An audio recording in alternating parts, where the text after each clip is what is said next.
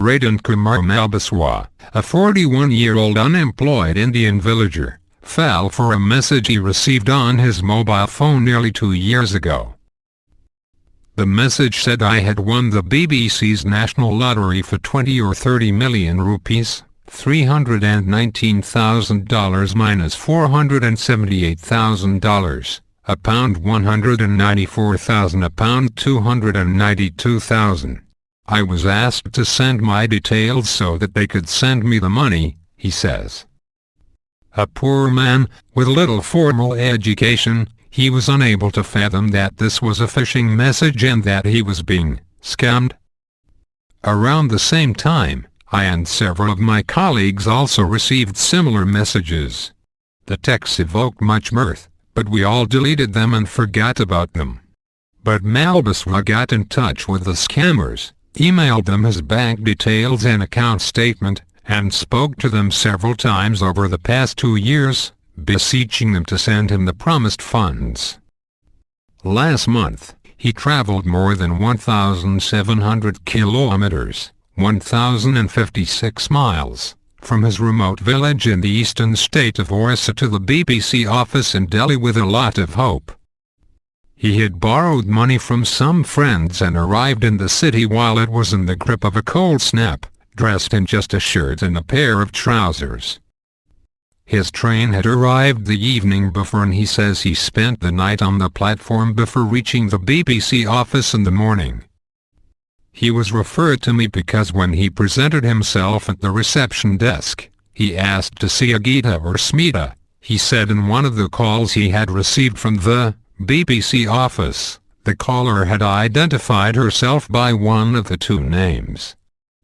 What he told me was that when he received the first text message in April 2012, he lost no time in responding with his name and address.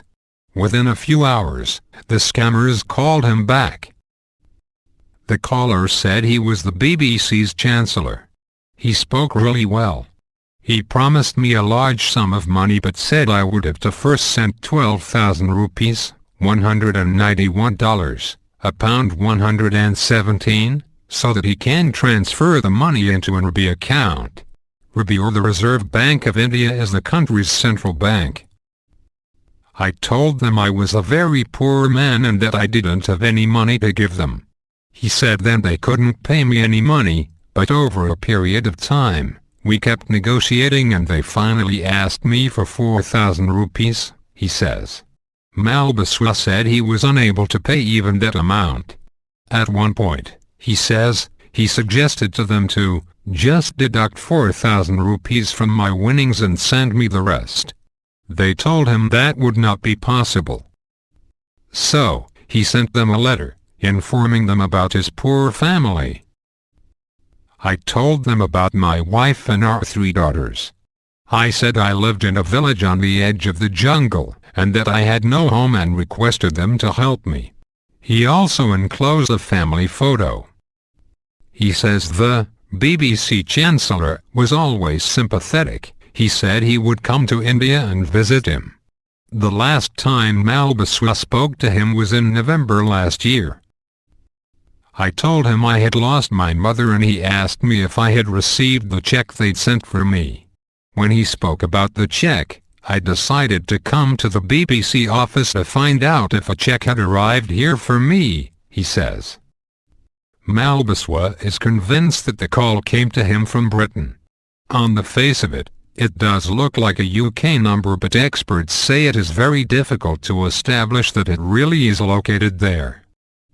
Cyber law expert Pavan Duggal says these are known as masked numbers. They usually don't emanate from a mobile phone but come from a website, and one can get a number to make it look like it's originated from London or New York or Paris or, for that matter, Delhi. Duggal describes it as an old Nigerian 419 scam, so called after the section of the Nigerian law which deals with cheating and fraud. The BBC has offered guidance to people receiving these messages, which Delhi-based technology writer Prasanto K. Roy says are rampant and dangerous. The scammers use names like the BBC or Coca-Cola because these sound credible and they are names likely to be known to the target, he says. And obviously there are enough people, mostly in small towns or villages, who are not much educated and not internet or tech savvy. In India, Roy says scammers use more text messages than emails to target their victims because the reach of the mobile phone is much wider than computers. I receive 2 or 3 every day. India is one of the world's fastest growing mobile phone markets with 890 million cell phone users, and according to the Telecoms Regulatory Authority of India, Indians send some 890 million messages every day. Even though there is no definitive statistics available, experts say millions of these messages are spam.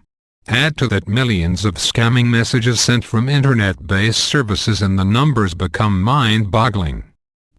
The mobile number Malbaswa gave me was answered by a man who spoke in an accent that sounded more like African than British. He introduced himself as Scott Smith, said he was based in the UK, but refused to tell me his job title. Once I told him I was calling from the BBC office, he became increasingly aggressive. I am very busy and I cannot speak to you. I will report you to the police and get you investigated. I don't believe you are from the BBC and I would get you arrested if I could see you, he said before hanging up. I'm not sure I was able to convince Malbaswa that the BBC Chancellor he had been speaking to was in reality a scammer. I never felt he was trying to cheat me. I liked speaking with him. He was always very nice, he said, adding that he never complained to the police. If they don't want to give me the money, I can't force them. It's their money.